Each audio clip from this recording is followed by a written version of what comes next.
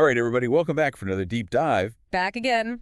This time we are going to the world of warriors and time travel and epic battles. Oh, wow. We've got a review of a newly released Indian film, Kanguva, starring Suriya. And this one sounds like a wild ride. I'm ready. Okay, so imagine a story that jumps between a modern-day bounty hunter and a warrior from 1,000 years ago. Oh, wow. A big jump.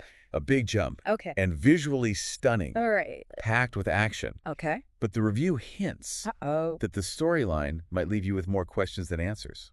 Okay, so maybe one of those movies where you just kind of turn your brain off a little bit and enjoy the... Maybe. Yes. So let's find out. Okay. So let's dive into this review and see what we can uncover about Kanguva. Right. So first of all, the review raves about the visuals and the epic scale. Okay. The production and Suriya's performance, it sounds like he just completely embodies this character. I know what you want, right? Yeah, you want that commitment. Yeah. But then it kind of drops this bomb. Okay. That the movie doesn't make much sense. Yeah, that's not good. So I'm kind of intrigued, like, how can something be so visually stunning and have such a committed performance, but just not make sense? Yeah, is this style over substance? That's what we need to find out. Okay. So let's start with the dual storyline, because that's one of the things that's so intriguing about this movie. Yeah, break it down for me. Okay, so on one hand, we have Francis, our present-day bounty hunter, living the good life in Goa. Nice. Yeah, he's got it going on. Okay. He's got an ex-girlfriend named Angela still in the picture. Oh, adding a little bit of spice. Adding a little drama, a little spice. Yeah, all right. Then we're thrown back 1,000 years to meet Kanguva, who's this powerful warrior sworn to protect his people. Right. And there's this mysterious boy who somehow ties these two timelines together. Oh, interesting. Okay. So it sounds like classic time travel shenanigans. Yeah, how do they handle the time travel aspect of it? Is it like a smooth transition? Well, that's the thing. Or is it kind of clunky? The review suggests that Kanguva might struggle with that transition. Okay. Apparently, the movie starts in the present day. Okay. And spends a good chunk of time, like 30 or 40 minutes, on Francis and his world. Setting the stage. Yeah, setting the stage. Yeah. But the reviewer calls the humor in this part outdated. Outdated, okay. Almost like it's stuck in a different era of Indian cinema. Interesting. Is it supposed to be funny or? It's supposed to be funny. Yeah. But the reviewer just didn't feel it. Okay.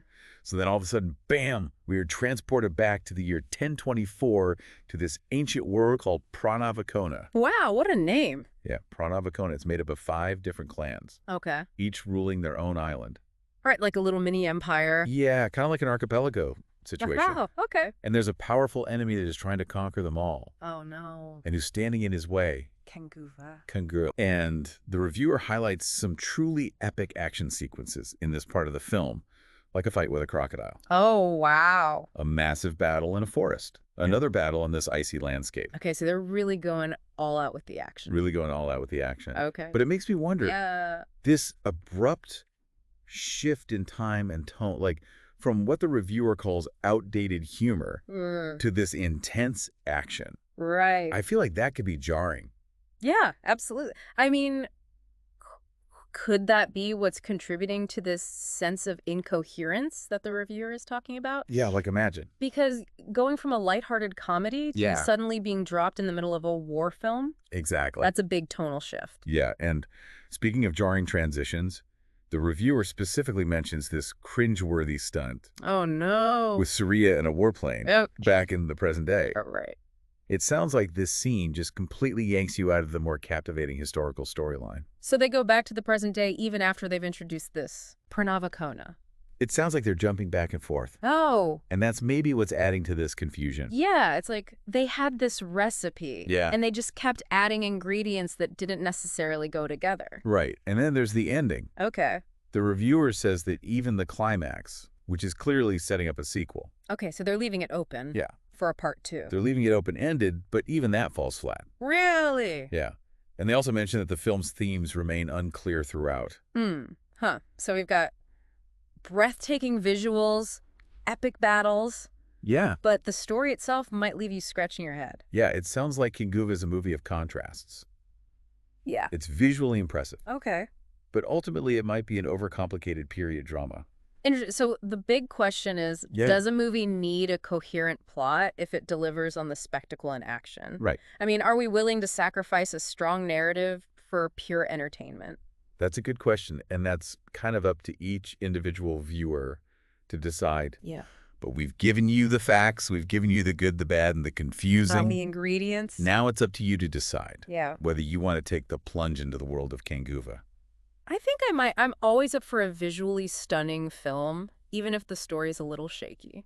Yeah, it sounds like it's definitely worth checking out for the visuals alone. All right. But just be prepared to maybe have some unanswered questions at the end. Fair enough. So that's it for our deep dive into Kanguva. Thanks for taking us on that journey. Thanks for joining us. Yeah. We'll see you next time for another deep dive into something else. Sounds good. All right. See you later. Bye. Bye.